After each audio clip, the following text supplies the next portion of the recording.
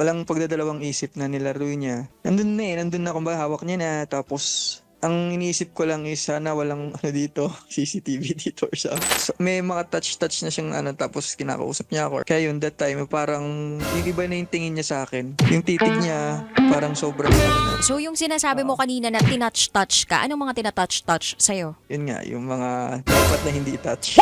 Yung biceps, triceps, ganun. Sinasara niya yung labi ko na, it's okay, sabi niya ganun. Tapos? Doon na nag-start na parang hindi naman siya totally parang, paano ko masabihin to? Wala naman nangyaring penetration or something. Wait Ano lang. lang, The brain hawak, isn't...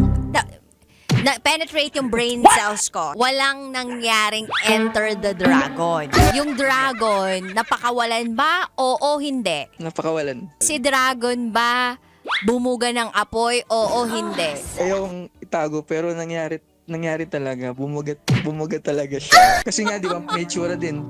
May itsura siya. Parang nadala ako. Ganun. Parang sanay siya eh. I mean, walang pagdadalawang isip na nilaro niya. Nandun na kumbaga hawak niya na, tapos ang iniisip ko lang is sana walang dito, CCTV dito or something. Ilang beses rin nangyari sa kanya. Tapos, dun sa evening, ganun din. Wait lang. Sandali lang.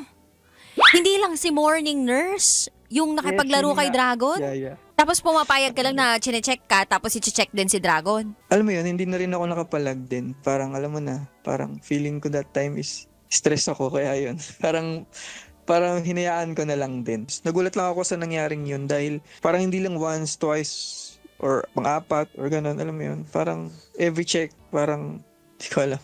Wow! Enjoy na enjoy sa mga videos namin. Nako, Marami pa niyan dito, kabisyo. Kaya para mas feel good ka, I-like mo na ang video na to. At mag-subscribe na sa aming YouTube channel! Don't forget to click the notification bell Para lagi kang updated sa amin.